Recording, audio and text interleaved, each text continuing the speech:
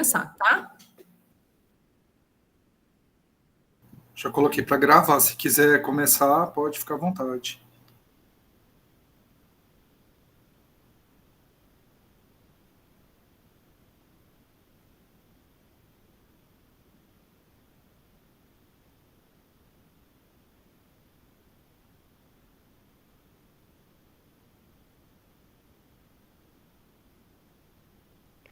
Eu acho que a Jéssica travou.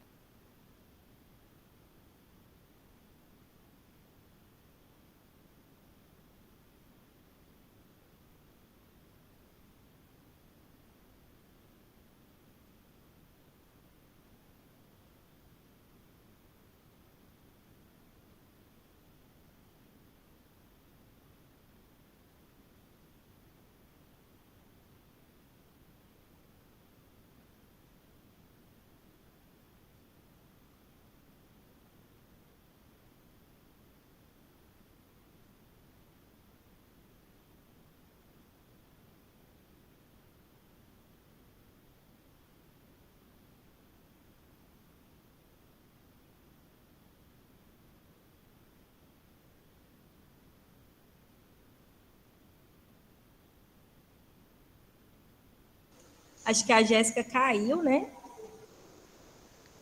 Parece que a internet dela caiu.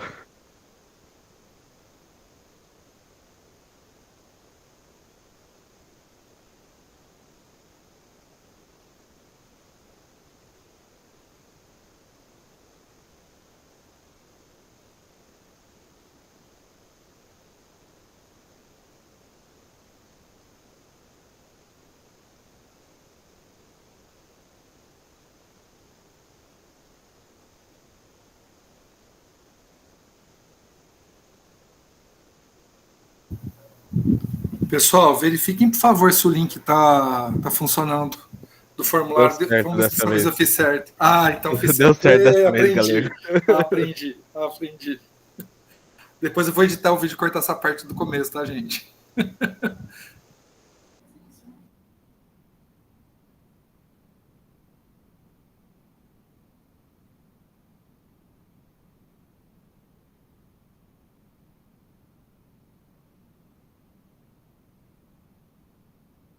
Pessoal, vamos aproveitar esse tempo enquanto a Jéssica acerta a internet dela.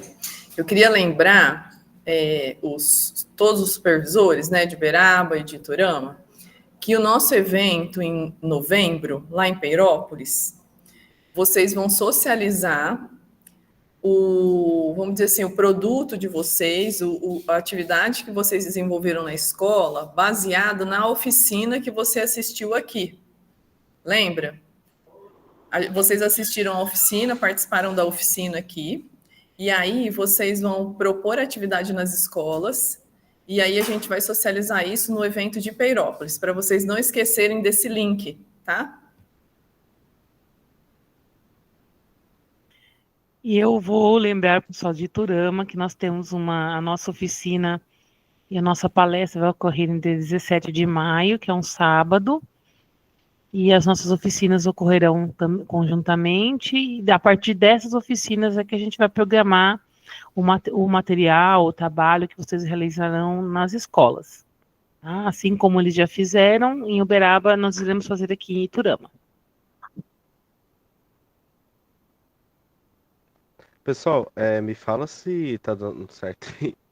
Sim, tá projetando. Tá projetando? A Jéssica já tá na apresentação? Tô aqui. Certinho. Vai falando quando for pra passar.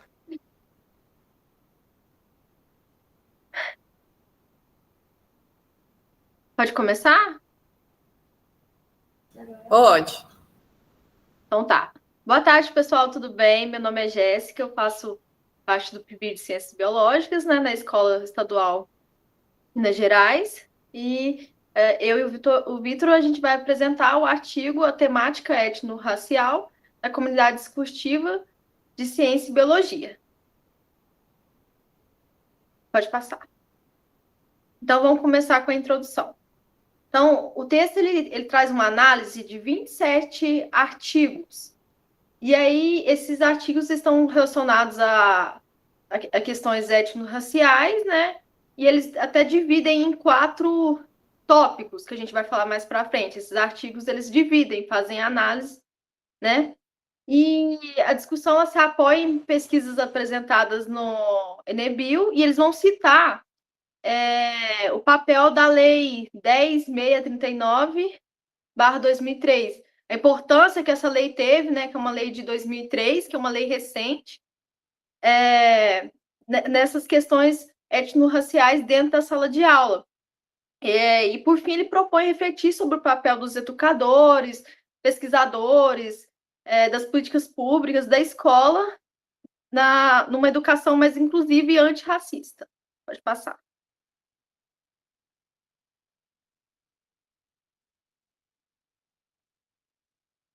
O Vitor vai dar continuidade. Isso, o atalho para desmutar não tá funcionando. Vocês estão me ouvindo? Normal? Sim. Basicamente, pessoal, o artigo ele começa pelo item 2.1, certo? A gente vai falar sobre a abordagem teórico-metodológica do artigo. E vamos começar falando sobre o currículo das disciplinas e o poder que isso tem. O currículo e as disciplinas escolares, elas têm o poder de moldar a pessoa, moldar o indivíduo ali que está cursando esse ensino. Então, assim, dependendo de como você compõe o currículo de alguma matéria, ou se não o currículo do próprio ensino fundamental, ensino médio, você está formando indivíduos diferentes. Você consegue até fala, uma forma de poder, porque você consegue moldar a individualidade de cada pessoa por meio da alteração desse currículo do ensino. E é importante a gente saber isso, porque o artigo ele discute mais para frente como que isso tem sido utilizado até hoje e como que a gente tem que agir referente aos erros que estão sendo cometidos, ou que estavam sendo cometidos nesse caso.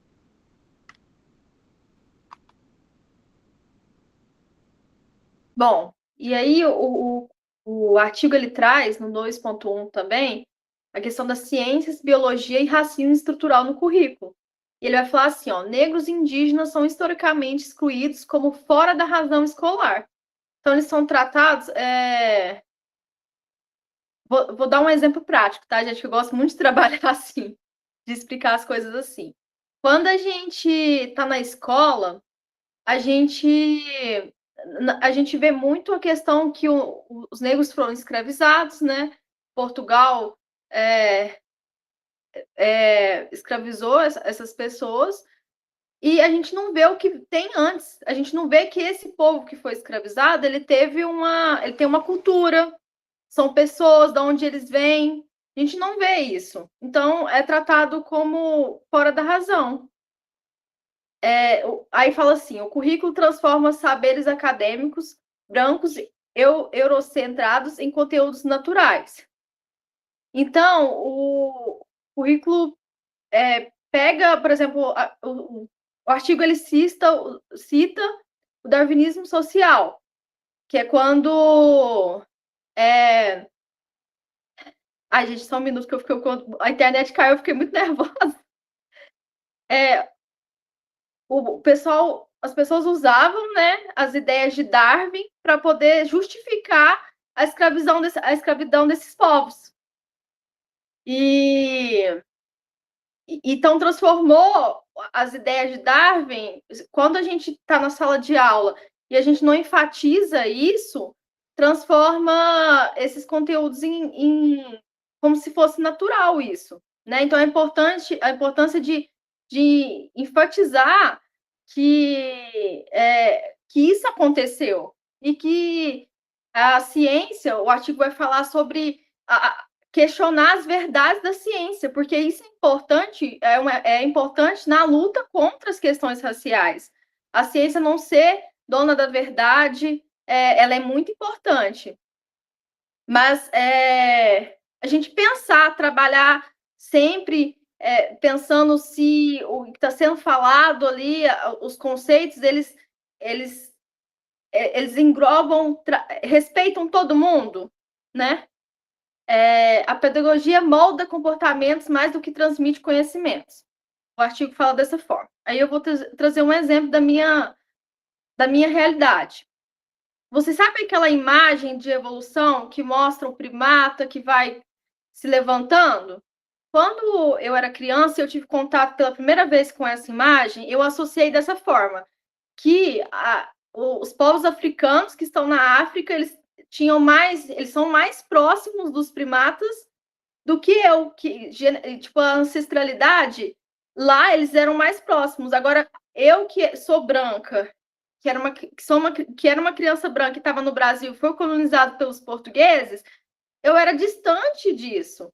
E aí, quando é que isso foi mudar? Na faculdade, quando eu tive aula com o galego, e ele mostrou certinho como que isso aconteceu, quando os povos, como surgiu, né, os nossos primeiros ancestrais, e aí eles foram migrando para partes diferentes do planeta, que eu lembro que ele falou o seguinte, que isso marcou muito a minha vida, que o pessoal que pregava tanto a existência de uma raça pura, na verdade, eles geneticamente eram mais parecidos com esses povos pela questão da migração, né, do que os outros que estavam longe. Eu entendi dessa forma, né? E ele terminou a aula assim: na verdade, a gente não veio dos primatas, a gente é um grande primata. Isso marcou muito, porque aí eu entendi, eu desassociei aquela imagem de evolução e, cara, essa luta é minha. Porque quando um jogador de futebol chama outro jogador de futebol brasileiro de macaco, primeiro que isso não é uma ofensa, porque um primata, um macaco é um bicho maravilhoso. E é tão sem sentido porque ele está tentando se ofender, sendo que ele também é um primata, entendeu? Então a importância na pedagogia, a gente trazer a ciência, os conteúdos científicos da forma como realmente é. Porque tem toda a questão de fazer uma tradução, né? Porque os alunos, eles não são professores ainda. A gente precisa trazer esse conhecimento, não é de uma forma simplificada, me perdoa se eu estiver usando o termo errado, né? Mas é a tradução, né, Cristina? Fazer essa tradução da forma correta. Porque essa pedagogia, ela não vai mudar só os conhecimentos, ela não transmite só conhecimento, ela molda os comportamentos. Eu sempre entendi, né, que as pessoas negras, elas eram iguais a mim. E eu não cresci achando que era diferente, que elas deveriam ser respeitadas. Mas esse cenário poderia ser diferente. E é diferente, né? Quando, tipo assim, ele acrescenta para os preconceitos serem camuflados pela ciência. Eu acho que é essa a explicação que eu quero dar. Então, a ciência e a biologia, elas se aliaram à tradição científica ocidental e ajudaram a legitimar discursos racistas sob a justificativa da neutralidade científica. Pode passar.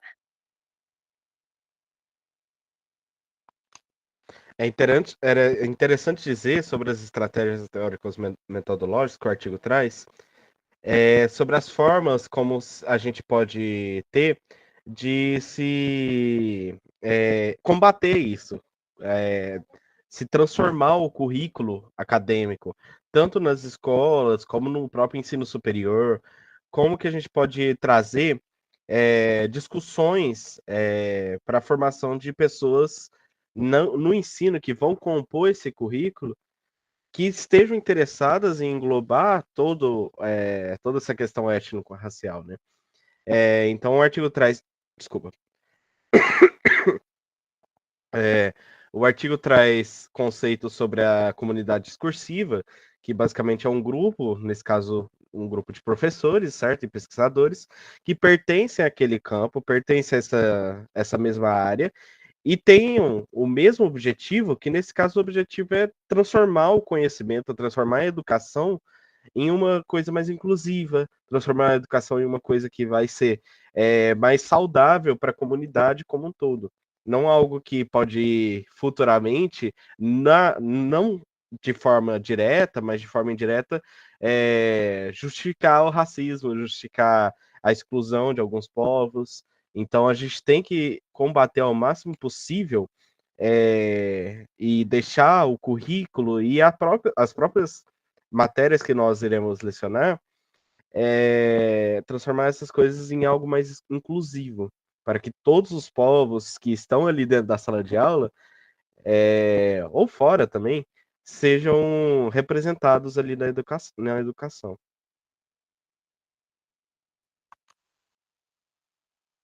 Agora eu vou trazer uma análise do artigo. Então, como eu tinha citado no começo, foram 27 artigos e eles dividiram. E aí a gente tem, né, nessa divisão, artigos do tipo formação inicial e continuada, que eu vou citar aqui o que o PIBID está fazendo. Porque a formação do professor tem que começar em relação às questões etno-raciais, tem que começar na faculdade, quando o professor ainda está sendo tá em formação ainda. Por exemplo, a gente está aqui no PIBID discutindo essas situações, né? Essa realidade. E aí tem que ser continuado. Então, o professor nunca para de estudar, né? A verdade é essa. Então, quando a gente vai para a sala de aula, ele comenta sobre ter cursos intensivos, enfim, para o professor continuar vendo como lidar com essas questões, modelos, experiências pedagógicas. Então, não ser algo trabalhado somente no dia da consciência negra, ser um trabalho continuado. Aí ele tem artigos dos 27 artigos que falam das perspectivas de professores, fala dos modelos e experiências pedagógicas, que foi o tópico, né, os tipos de artigos, dos 27, que tiveram 12 que eles analisaram. E aí eu gostaria de citar, nesse tópico, as bionarrativas, né? Como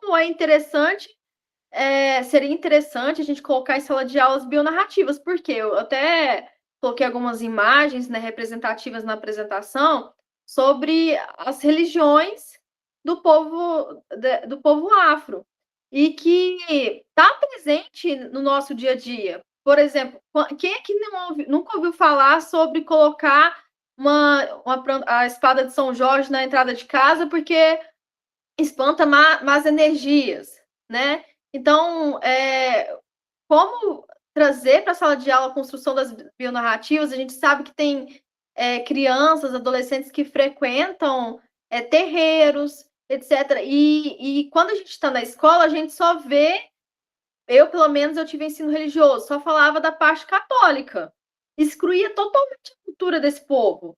E aí, qual que é as consequências disso que a gente sabe que tem? O preconceito, né? As pessoas têm medo, chamam de macumba, tem toda uma questão. Então, por que não trabalhar dentro de sala de aula com modelos, experiências pedagógicas que enriquecem isso? Igual trabalho na bionarrativa. Como é que fala? Na questão da religião mesmo, a cultura afro, ela traz muitas plantas que eles tratam com benefícios para a saúde, para o espiritual. E hoje a gente tem artigos que falam sobre o quanto as pessoas estão procurando e está se tornando mais caro viver perto de lugares de área verde, né? Por exemplo, se for comprar, para a gente aqui que é de Uberaba, se for comprar um apartamento ali que é perto do piscinão, ele vai ser muito mais caro do que em outros lugares. Então, por que não juntar nessas realidades? Por exemplo, a religião afro, ela já fala disso, sobre como tomar banho com ervas medicinais ajuda a acalmar, juntar isso com a ciência. Outro tipo de artigo que está envolvido nesses 27 é os trabalhos de levantamento, né? Porque tiveram vários levantamentos de artigos que tratam essa questão. Pode passar.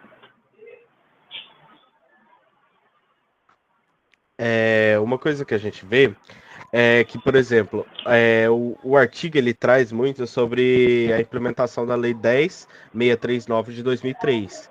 Essa lei, ela basicamente foi fundamental para a discussão étnico-racial no ensino, porque ela traz obrigatoriedade do ensino de história e de cultura afro no ensino tanto do superior como médio como fundamental.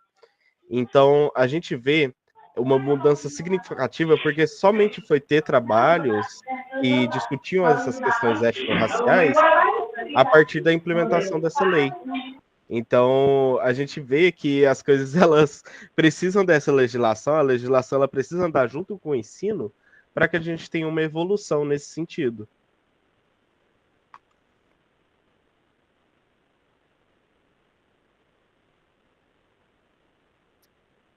O que o Vitor falou, gente, é uma realidade muito triste, né? Que vocês veem que foi necessário ter uma lei, que é uma lei recente, para a gente implementar isso no ensino.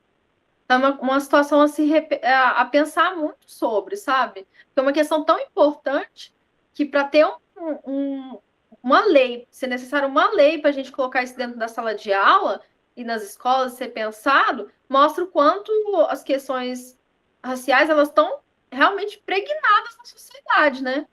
Então, considerando as considerações finais, ao incluir elementos raciais nas disciplinas escolares, nas práticas, isso traz uma coisa que eu gosto muito da ciência, é que ela está sempre em questionamento, ela está sempre buscando a verdade. Então, ela questionar a própria verdade dela. Porque se a verdade da ciência um dia prejudicou algum povo, hoje a ideia não é essa, né? Eles analisaram vários trabalhos, a ideia é que a ciência realmente assuma uma postura mais crítica, reflita sobre seus próprios fundamentos históricos e sociais para a gente ter a inclusão desses povos, né? Uma realidade mais inclusiva dos alunos e que a gente consiga, né, lutar contra as questões raciais usando a ciência, que é tão importante, né? Pode passar. Desculpa, quando eu tava falando, tinha um barulho de fundo. Alguém tava falando? Não, acho que foi sem querer, Vitor. Ah, tá, certinho. Desculpa, viu, gente? Passando aqui. Basicamente, além disso, uma coisa que o artigo traz é a expectativa, o que é esperado, que é algo que a gente está vendo isso em prática atualmente com o PIBID, né?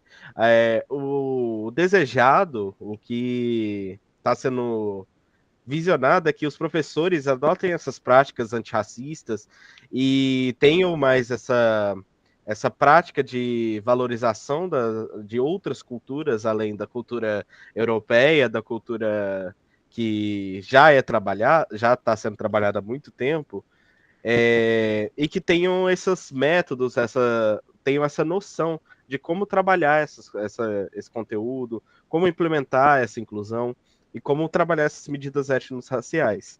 Então, assim, é algo que a gente vê que realmente é uma expectativa bem dentro do que a gente está vendo, até por conta do próprio PIBID. A gente está trabalhando isso aqui, é um reflexo dessa mudança que está ocorrendo, né? Então, é uma expectativa muito boa e a gente espera realmente que isso continue andando nessa linha.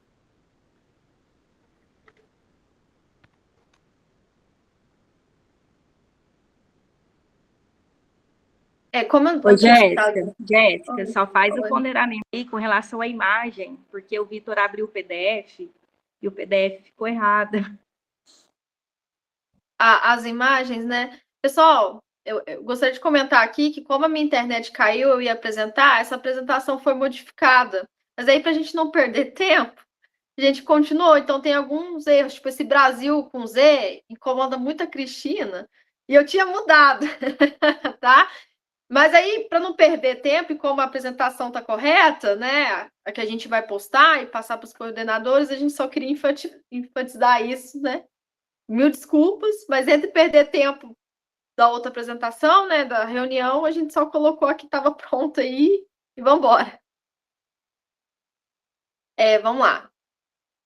Finalizando, né, as considerações finais, então, em síntese, as relações étnico-raciais no ensino da ciência e biologia, elas têm impulsionado uma transformação da própria concepção de ciência, como eu já tinha citado, né, e a sua função social, que é o que a gente falou durante a apresentação toda, né? Que a ciência, a sala de aula, ela vai muito além do que a sala de aula, é uma construção de pessoas também, né? E um ensino que respeite a diversidade dos sujeitos, ao mesmo tempo que combate preconceitos e desigualdades históricas. Pode passar. Aqui, pessoal, a gente trouxe um esquema que a gente criou que mostra que esse artigo que a gente apresentou, a ideia dele era ter um início, um meio e um fim. Então, tudo que foi falado foi pensado, sabe? Não foi feito. Tem um motivo dos tópicos estarem presentes nesse artigo e terem sido feitos dessa forma, tá? A gente vê ali que, por exemplo, a metodologia, ela teve essas referências teóricas, o currículo e as temáticas étnico-raciais estão fazendo transformações nas disciplinas escolares, e o perfil do docente está sendo impactado e tendo essas conclusões melhores. Então, a gente vê uma linha de raciocínio muito formada dentro desse artigo.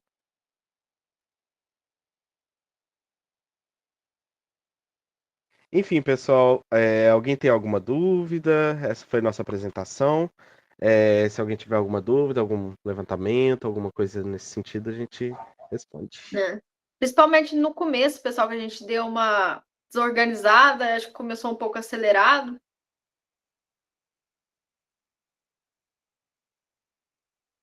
Eu acho que a gente pode fazer as considerações quando o outro grupo apresenta, que a gente junta as duas ideias, pode ser? Que eu acho que fica mais legal, assim. Mas muito boa apresentação, viu, Jéssica e Vitor? Parabéns, Cristina. Parabéns todo o grupo do Minas Gerais. E agora o pessoal de Iturama. Só uma questão. Cristina, na hora que você precisar sair, você fica à vontade, tá? Ah, tá, gente. Eu já peço desculpa, porque com a Patrícia, que eu tive uma reunião de última hora da prefeitura e eu vou ter que sair mais cedo um pouquinho, tá bom? Ok. Parabenizo o grupo anterior, foi muito boa a apresentação, e agora vamos ouvir o pessoal da professora Jaser. Quem vai apresentar, professora? Puder abrir a câmera, o microfone? Fabi, sou eu. Boa tarde. Eu estou na faculdade, eu vou o computador da Adriana, eu não consigo ter a câmera aqui, porque ele é sem câmera. Mas eu estou aqui com ela. Eu vou pedir ela para desligar o celular dela aqui, porque ela está comigo, senão dá microfonia. Ok. Lembrem de preencher a lista de presença, pessoal. Tá aqui o link fixado. Luiz Gustavo, entrem lá e assinem a lista. Tauana, pode colocar a apresentação.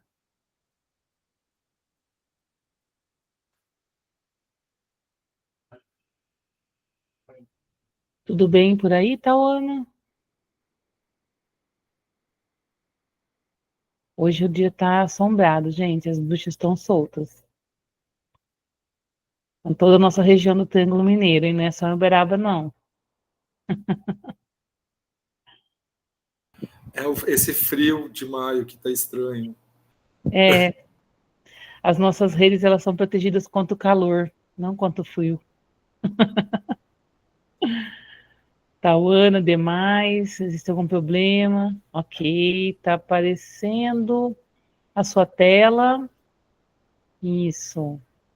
Tenta aumentar ela, acho que foi em modo de apresentação, Tauana. Isso, perfeito. Apaga aquela barrinha ali embaixo, ocultar. Compartilhar ali embaixo, sabe? Isso. Pode apresentar, então. Fique à vontade, estamos aqui assistindo.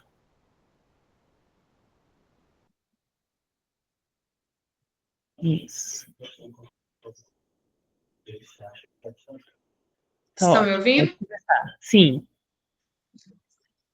Certo. Boa tarde, pessoal. Espero que todos estejam bem.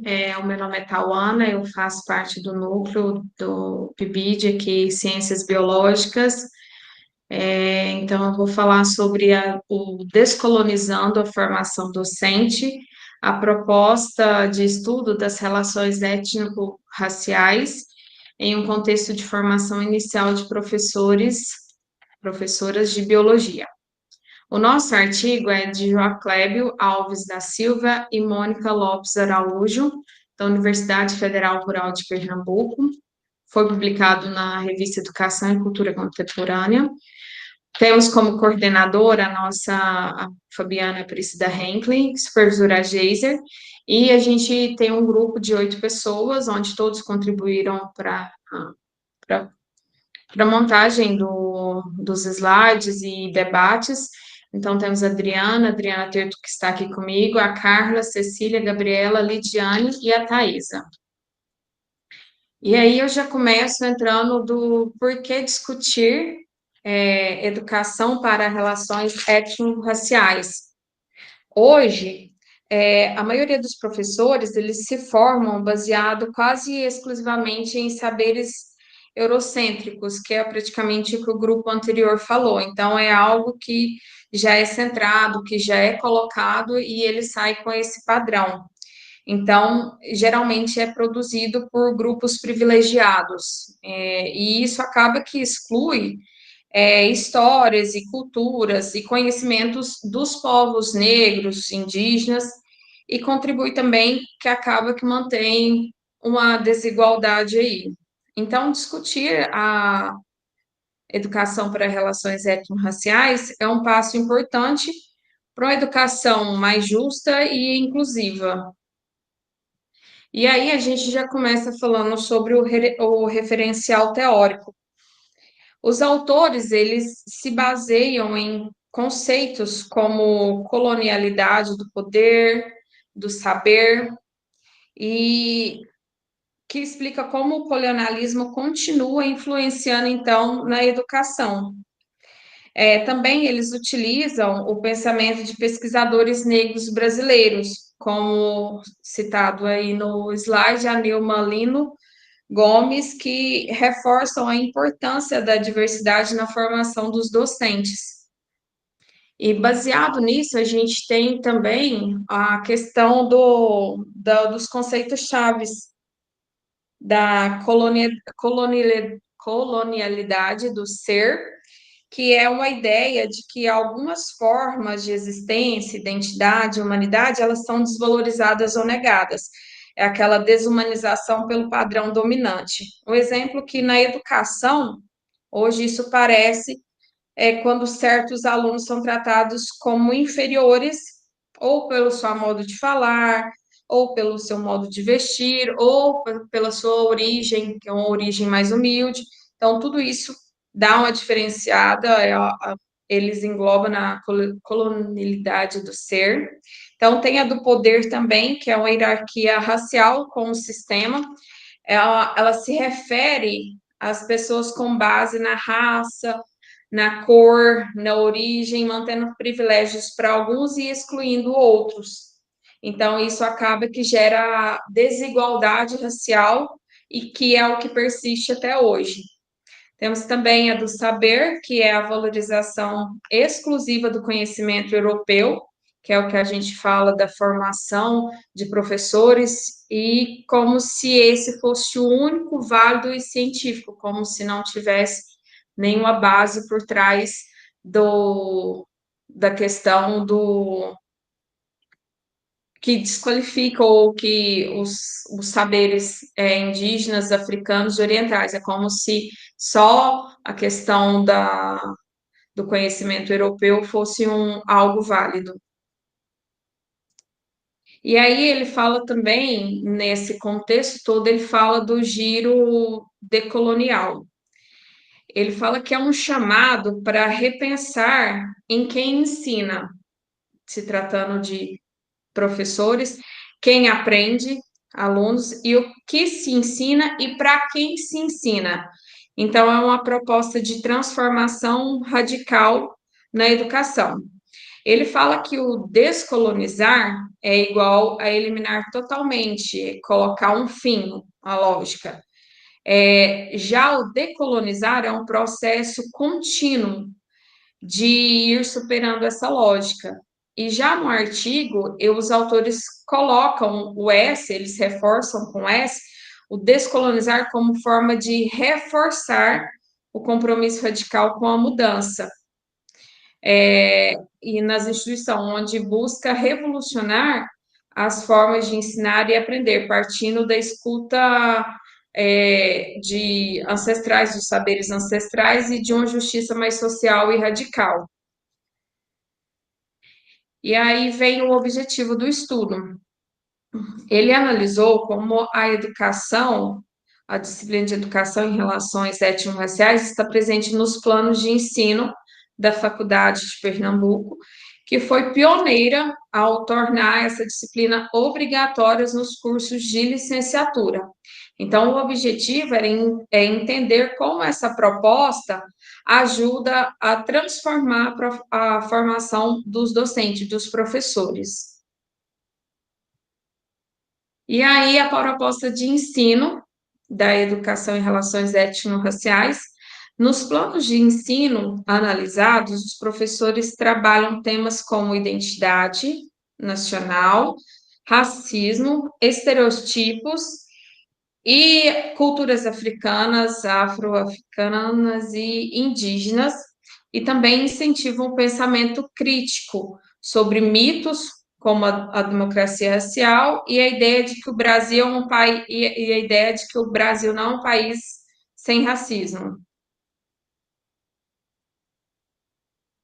E aí vem a metodologia. Eles fizeram, tem abordagem qualitativa e estudo de caso. Por que que eles optaram por essa via? A pesquisa, ela busca compreender o significado e interpretações.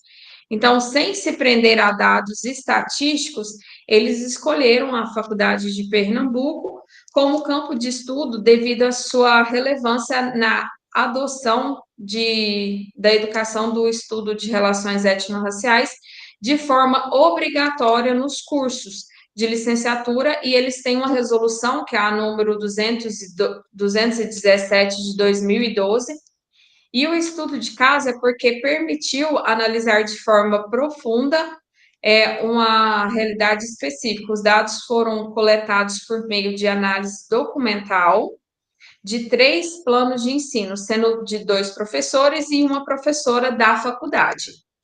E aí eles utilizaram a técnica, a análise de conteúdo Bardeen, que compreende 3 etapas principais: a pré-análise, a exploração do material e a interpretação de dados. E aí o interessante é que a pesquisa foi aprovada pelo Comitê de Ética da faculdade, e para preservar a identidade dos docentes, eles usaram pseudônimos de cientistas negros retirados de obras da professora Bárbara Carini. E aí, os métodos didático e avaliação. Os professores, eles utilizaram diversos métodos, como seminários, aulas expositivas, debates, fóruns, vídeos, círculos de aprendizagem, que é uma proposta mais colaborativa e crítica. A avaliação é feita de uma forma contínua e participativa, com foco na construção coletiva do conhecimento e não apenas em cima de provas. E as categorias de análise, eles colocaram que foram analisadas 27 categorias, 29 categorias, sendo 6 gerais e 23 específicas, e desdobrando-se em 48 subcategorias. Então, eles colocaram a ementa da educação em relações étnico-raciais, engloba a categoria específica de formação das identidades brasileiras, FBR, que, por sua vez, contém as subcategorias elementos históricos. E aí, como a discussão, a pesquisa mostra, após toda a análise, metodologia e os planos aplicados, a pesquisa mostrou que os planos de ensino analisado tratam a educação das relações étnico-raciais de forma séria e bem organizada. Eles ajudaram os futuros professores a entender melhor a história da diversidade do povo brasileiro, discutindo temas como racismo, estereotipos, culturas africanas e indígenas, e o valor da convivência entre diferentes etnias. E tudo isso contribuiu para uma formação de educadores mais conscientes que sabiam valorizar a diversidade e lutar por uma instituição mais justa e inclusiva para todos. Só um minutinho, eu vou beber uma água. Aí, na conclusão, a gente colocou que a pesquisa, analisando todo o artigo, a pesquisa ela foi realizada, possui um potencial transformador e significativo quanto à formação de professores e professoras de biologia. Ao analisar ou verificar sobre os planos que eles abordaram, ficou evidente o compromisso por parte dos educadores em desconstruir a colonialidade e desafiar novas estruturas e que perpetuam a desigualdade. E outra coisa também que a gente identificou que esse compromisso se traduz com esforço para promover a equidade. Então, ele busca garantir oportunidade justa e valor para todas as identidades etnos-raciais. E aí eu deixo em aberto para as demais pessoas do meu grupo tá colocando o seu ponto de vista. Eu não sei se vai abrir um debate, eu deixo aberto a perguntas também e agradeço a atenção de todos vocês.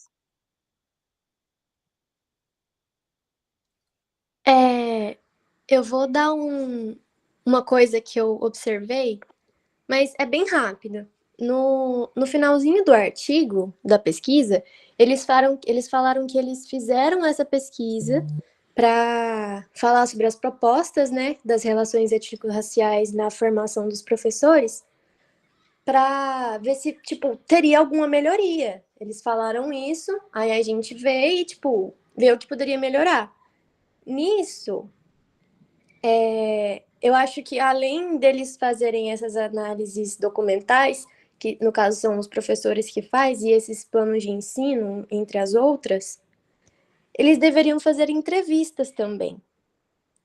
Porque na maioria das vezes não fala muito pelo digitando, sabe, por documentos. Eu acho que na entrevista a pessoa se sente mais confortável em conversar e até em falar, tipo, o que você acha que deveria melhorar? O que você acha que pode adicionar para a gente ter melhoria nessa inclusão? E também ter observações nas aulas, que teve essa matéria, né, obrigatória, poderia ter observações, né, para olhar o que poderia melhorar, igual a Jéssica disse, que na prática é bem melhor. Então, eu acho que conversando, falando pessoalmente, vendo, fazendo melhorar, ver o que pode melhorar, fazer teste para melhoria, eu acho que melhoraria bem melhor essas propostas. E eu estava lendo o artigo, eu não sei se foi só eu, mas eu achei o artigo bem complicadinho de leitura, principalmente na parte dos dados, de expor os dados de pesquisa. Eu estava comentando com a Geisa que eu estava meio ansiosa de apresentar, porque é o pessoal de Uberaba, eu fico meio assim, mas aí ela falou que eu poderia ter falado disso também, porque os dados de pesquisa estão bem complicados, que ela achou também meio desorganizado. Aí poderia melhorar também essa questão dos dados, do plano de ensino, né? Para ter fácil compreensão para todo mundo ler. O artigo em si é muito bom, eu só achei ele meio complicado na parte da leitura. Repete algumas coisas, aí fica meio complicadinho de ler, mas em si, o assunto é muito bom, que eles falam das propostas, né, igual a Tawanda falou, dos planos de ensino, dos documentos, mas acho que se fizesse na prática, tipo, fizesse entrevista, se fosse observar em algumas aulas, não precisa ser todas, mas em algumas, eu acho que melhoraria bastante na questão do ensino, né? Esse foi o meu feedback do artigo. Eu acho que, Gabriela, você traz uma questão que é pragmática, né? Para as ações fazerem efeito, a gente tem que usar instrumentos, né, que condizem com o público que você está trabalhando. Só que quando você vai para uma publicação, que é uma coisa que a gente vem insistindo, né, é importante ter o registro escrito. A gente só consegue analisar de forma mais sistemática o que é escrito. O que é falado só se a gente tiver gravação, para a gente poder ter aquele conteúdo da forma que a pessoa expressou. Entende? Então, numa publicação científica, você vai perceber que dificilmente alguém traz entrevista oral, a menos que os autores digam, nós fizemos uma gravação. Só que na prática, na sala de aula, eu acho que você falou uma coisa que é a que a Jéssica trouxe também. Na sala de aula, a gente não vai ficar pedindo para o aluno fazer registro, a gente tem que realmente conversar, dialogar, debater, né, deixar as ideias fluírem. Né? Mas como é uma publicação científica, você precisa ter técnicas sistematizadas para coleta de dados. E talvez o incômodo com a questão da apresentação dos dados é que os autores eles optaram por um formato que talvez não é acessível para o grande público, né? E isso pode complicar um pouco a leitura. Mas é importante a gente pensar na prática que assim, eles trazem dados para a gente refletir. Olha, nós estamos detectando tais e tais questões, né, em relação à discussão voltada para vou voltar a falar a mesma palavra, tá? Questões étnico-raciais. E aí, a partir disso, o que nós vamos fazer? Promover debates, tentar encontrar representantes dentro da comunidade escolar, tentar conversar com os alunos para verificar como eles se sentem dentro dessa comunidade, né, desse grupo, e os que não pertencem a determinado grupo étnico-racial, como que eles se sentem em relação a isso? Por que existe porque a gente nunca pode falar sobre racismo reverso, por exemplo. Uma pessoa branca nunca vai sofrer racismo, gente. Isso é uma besteira. Por que a gente precisa frisar isso? Porque o fato de uma pessoa ser preta, ela pode simplesmente sofrer uma agressão, ela pode ter menos oportunidade de trabalho, ela pode ter menos oportunidades econômicas, menor chance de ingressar em curso superior, simplesmente porque tem pele preta. Uma pessoa branca não passa por isso. Ela não passa por isso. Por mais que provoquem, por mais que digam, você parece um leite coalhado. Isso não é ofensivo tanto quanto você chamar uma pessoa de macaco. Aí, fazendo uma ligação com a fala da Jéssica, né? Nós somos primatas, a gente precisa se reconhecer enquanto primata, né? Por isso que tem um grupo muito grande de cientistas da área de evolução humana que propõe que a gente desenvolva nas pessoas a ideia do pertencimento à natureza e não nos considerarmos seres à parte da natureza. E aí, nesse sentido, talvez chamar um outro de macaco não seria ofensivo. Mas aí a gente já tem um signo relacionado ao macaco que mostra que quando a pessoa ela chama uma outra de macaco, ela está intencionalmente usando uma expressão que é racista. Por isso que assim, não tem contexto nenhum, falei isso na outra reunião, não tem contexto nenhum que usar a expressão macaco, tirando o contexto da evolução biológica, a pessoa não está tendo uma intenção racista. Né? Seja imitando, seja dizendo, seja jogando banana, né, como já aconteceu, em jogo de futebol, o pessoal joga banana para o jogador preto. Há uma intencionalidade ligada ao signo macaco dentro desse contexto das relações étnico-raciais. Né? Então, só para algumas reflexões. Mas muito bem apontado, Gabriela, porque assim, a gente precisa pensar, a gente que está fazendo uma discussão acadêmica, né? Só que a gente tem que entender como é que funciona isso dentro da esfera pragmática, que é a sala de aula.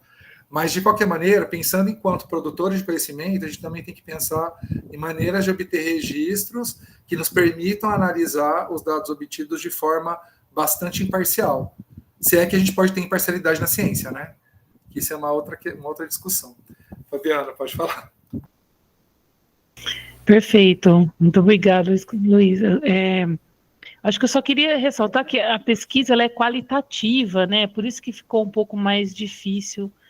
A gente está muito acostumado com dados quantitativos na análise, em analisar porcentagem, gráficos, e aí quando vem uma análise qualitativa a gente nos estranha um pouco. Mas na educação isso é muito comum e corriqueiro de ser usado, né? Até para poder fazer uma análise mais profunda do material que a gente está observando, analisando, avaliando. Então, acho que falta mesmo o costume de a gente ter acesso a esses artigos e fazer essa análise. E quanto à situação, né, que eu acho que concordo muito com o Luiz sobre essa ideia, né, da gente falar assim, tudo bem, né, na biologia a gente tem assim, alguém me chamar de baleia, fala assim, nossa, que legal, eu amo baleias, né, não é tão ofensivo do que alguém chamar um negro de macaco por conta de toda a historicidade que esse termo carrega, né, de relações aí que vão de mais de 300 anos da carga que trouxe a escravidão. Então, a gente tem que pensar um pouco nisso. Tá bom, gente? Eu gostaria de abrir para perguntas, né, porque estão só aqui os professores. Você falou da questão da baleia, sabe o que me vem na cabeça, Fabiana? Sim. Como é comum, né, utilizar animais para gerar termos ofensivos, principalmente quando a gente lida com mulher. Porque, por exemplo, um homem gordo, ele pode se chamar de baleia, mas dificilmente isso vai acontecer. É mais fácil falar rolha de poço, balofo, ou coisa do tipo.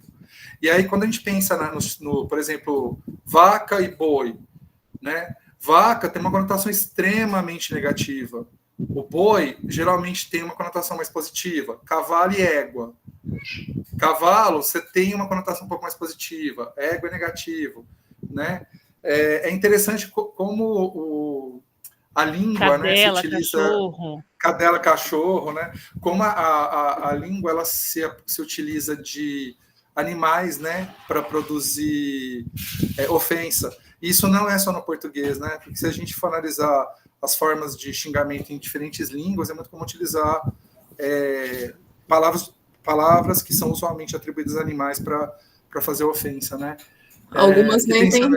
O LG, algumas só tem equivalência na parte feminina, né? Tipo cobra, galinha. Isso. Né? Isso. Não tem nem. Não tem nenhuma opção para o masculino, porque ninguém vai chamar de galo. Às vezes fala assim, você está cantando de galo. Fala garanhão, às vezes, mas já tem outro sentido. Fulano é um garanhão, fulano é uma galinha. Entende? Aí, quando fala que está cantando de galo... A sociedade aceita muito bem o garanhão. Né? Infelizmente.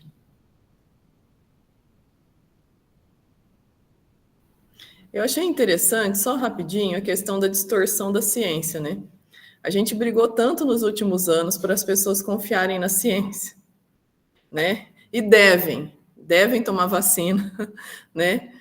Mas a gente vê que a questão desses preconceitos, né? Elas transcendem, né? O nosso dia a dia, e vai para áreas muito maiores que causam muito mais estragos, vamos dizer assim. Então, eu acho que não é uma questão só de... Porque a gente tem que ter cuidado quando a gente fala assim, desconfie, né? É uma questão de distorção da ciência, né? E é uma questão delicadíssima, concorda? Porque você tem que falar para as pessoas, olha, vocês têm que confiar na ciência, né? A ciência trouxe muito progresso em todas as áreas. Porém, existe parecem pequenas distorções, mas não são para quem sofre aquilo, né? Jéssica, por favor. Eu gostaria de fazer um comentário aqui, apresentando a Cristina, porque mais cedo a gente fez uma reunião para falar sobre o artigo, e ela comentou sobre isso, que a gente também não pode tacar pedra na ciência, porque ela é falha, né? Ela é produzida por seres humanos e a gente não é, né, robô, etc. Porque ela é muito importante, né? Então não tem como desmerecer os feitos da ciência, porque em alguns pontos, infelizmente, não deu certo. Porque eu acho que é como tudo na vida, né? Não 100% perfeito é impossível. Não incentiva situações como movimentos anti-vacina e etc, né? Então a gente tem que defender o nosso lado também. Na verdade, né, é uma produção de pessoas que estavam num contexto de favorecidos. Não sei, estou pensando aqui agora, concorda? Quem chegou lá, quem fez o curso superior, quem fez doutorado, quem fez, né, e virou pesquisador, já estava num contexto talvez de mais favorecidos, já que a gente está reconhecendo que existe um contexto que tem pessoas que não são, que são desvalorizadas nas sociedades e não conseguem chegar em alguns lugares, né? Ou tem mais dificuldade, né? Acho que agora a gente pode falar que tem mais dificuldade. Algumas até chegam, mas com muito mais dificuldade do que outras. Então, foi produzida uma ciência pelo olhar dessas pessoas favorecidas, né? Não sei se eu estou usando os termos adequados, LG. Você entende mais do português. Eu acho que você foi brilhante, eu acho que é isso mesmo. A questão da ciência, a Jéssica traz, né, quando tem algum erro na produção de conhecimento, isso é normal acontecer, né, porque como é um artefato humano, né, a humanidade é cheia de defeitos. Só que muitas vezes o que acontece é uma deturpação mesmo, que a Patrícia trouxe. Aí, quando você quer defender um determinado interesse, você pode trabalhar com tamanho amostral pequeno, não fazer, porque, por exemplo, quando usaram aquela questão lá da cloroquina, né, que deu certo, ninguém contou que o grupo experimental que foi utilizado, ele não era válido, né? Você tem que considerar várias questões. Não só, você teria que ter tido uma padronização, né, de idade, sexo, etnia, situações pré-existentes, né? De repente, o grupo que tomou hidroxicloroquina era formado principalmente por pessoas jovens, sem nenhum tipo de situação anterior, e aí teve um resultado, e aí você vê que a amostra ali, ela tem falha. Mas aí tem uma intencionalidade a fazer uma pesquisa desse tipo, né? Que foi utilizado para validar, por exemplo, utilizar a hidroxicloroquina, que é uma medicação utilizada para controle de malária, por exemplo, e que produz um monte de efeito negativo na saúde, ou seja, mesmo quem tem malária só usa em situações muito específicas. Pior, ivermectina, gente. Qual que é o sentido de você usar um remédio para verme, para combater um vírus? Né? Qual que é a via metabólica de um verme? Qual que é a via metabólica de um vírus, né? Mas isso tudo é um problema de formação científica da população. Porque a população aceitar isso porque A ou B disse, ao invés de refletir sobre, peraí, será que faz sentido isso? Gente, meu irmão mesmo, ele tomou... ele perguntou para mim se ele deveria tomar. Eu falei assim, você já tomou vermífugo esse ano? Se não tiver tomado, beleza. Porque não é nem recomendado que você tome também vermífugo com frequência assim, viu, gente? Mas dos males o menor. Aí ele falou, não, então beleza, então toma. Mas não vai te fazer nenhum tipo, não vai trazer nenhum benefício para você em relação ao Covid. No trabalho, gente, entregaram, o entregador dele entregou cartelas de ivermectina para os funcionários. E é claro que eles tomaram overdose, né? Não é. Quando você toma, não sei se já tomaram medicamento para verminose, é um comprimidinho lá que você toma, depois você toma um reforço. Você não toma uma semana inteira de vermífugo, não existe isso, né? Mas muito assim, se usar um pouquinho de raciocínio científico, né? A gente consegue entender. Aí eu fico pensando, né? Os alunos têm aula de biologia, as pessoas têm aula de biologia, de ciências durante toda a escolarização. Não é suficiente para as pessoas entenderem que um verme funciona diferente de um vírus. Porque talvez a abordagem está errada também na escola. Né? Então a gente fica culpando a população, porque a população ela não tem lógica científica, não tem raciocínio científico, não tem posicionamento, não tem reflexão crítica, mas de que maneira a escola possibilita esse processo de reflexão crítica? Falando o nome de verme, falando de ciclo de verminose, isso aí ninguém vai entender, tá, gente? Mas é isso. A Geiser levantou a mão, Geiser, desculpa, viu? Eu me empolgo toda vez, né?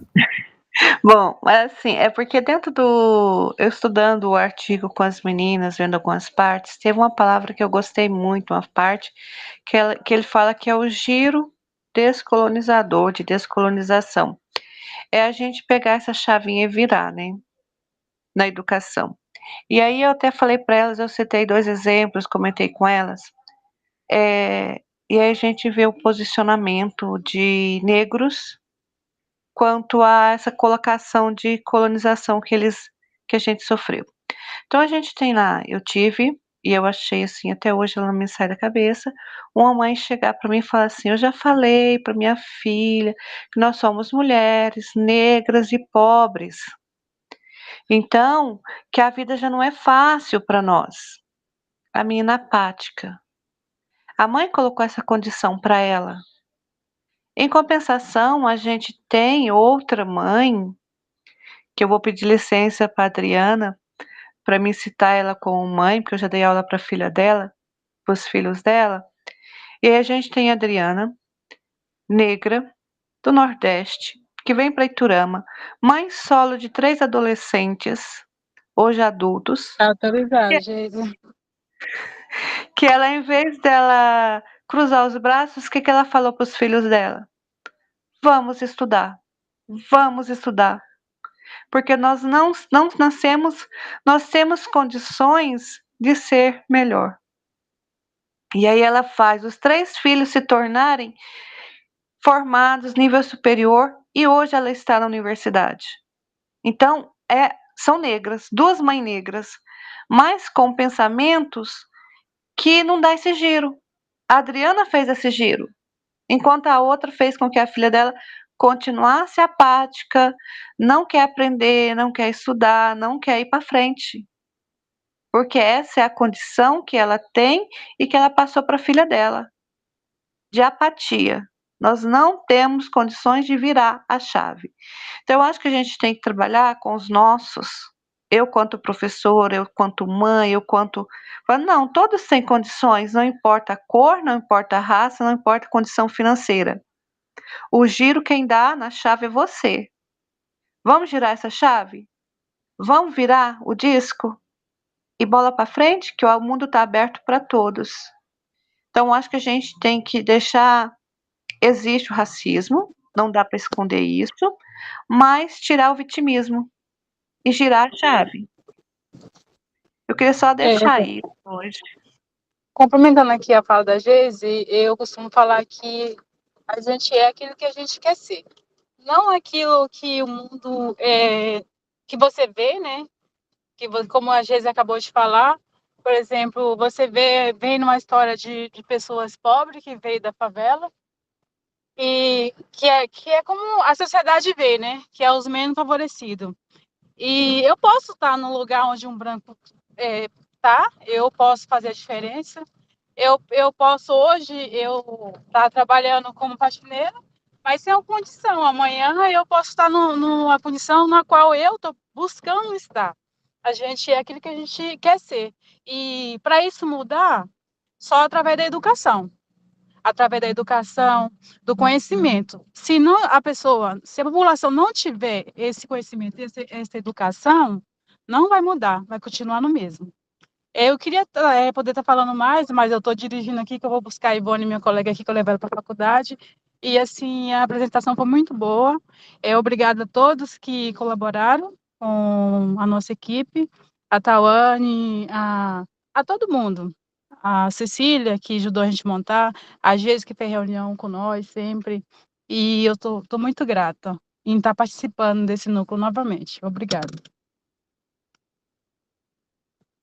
Eu queria complementar um pouquinho a fala delas e dizendo o seguinte, que para além do esforço individual, né, que para a pessoa negra já é um esforço maior do que um esforço de uma pessoa branca, que então, para além desse esforço individual, que nós, como sociedade, temos que também nos mobilizar nesse sentido, né, de incentivar e também possibilitar, abrir portas, fazer caminhos, construir pontes, porque todos ganham nessa batalha, todos nós, né?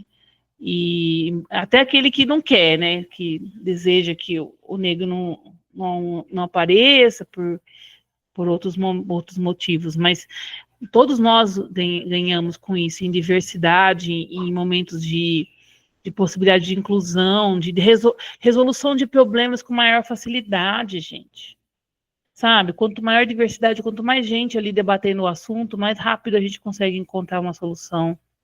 E o esforço coletivo, ele é difícil, é mesmo, né? Mas ele não pode, ele tem que, quanto mais a gente realiza, assim, quanto mais a gente faz, mais fácil o coletivo vai ficando. A gente vê, né? Eu acho que eu posso tirar um exemplo aqui, um esforço que eu, o Luiz Gustavo e a Patrícia fazemos e nos reunir e conversarmos, assim. Então, um esforço coletivo que a gente fez no começo, a gente ficava assim, as nossas reuniões eram longas, porque a gente não, né, não conseguia se ajeitar. Agora, assim, é quase que um lê a mente do outro e a gente conversa virtualmente. Imagina que isso presencialmente, a gente ia arrasar. Mas, enfim, a gente já arrasa, né? Não ia ter café suficiente. Verdade, Opa, Patrícia. tá faltando café real aí. Esse para mim é um momento assim, tipo, é um momento coletivo, de debate coletivo, com 3 mentes diferentes, né? Quanto maior o grupo, é mais difícil mesmo. Mas eu acho que nós estamos conseguindo criar isso aqui, né? Do PIBID. Queríamos ouvir mais os alunos. Então, pessoal, se preparem para as reuniões, se preparem para esses debates, leiam os artigos que vão ser debatidos, para que vocês possam colocar perguntas e questionamentos e seus comentários, né? Agradeço muito a participação da Adriana, da Gabriela, da Geiser, da Jéssica, da Cristiane, né? E que a gente possa ter outras pessoas também falando que aqui e esse esforço coletivo vá aumentando, e quanto mais coletivo, quanto maior esse grupo, mais forte nós ficaremos. Tá? Mais alguém quer falar, pessoal?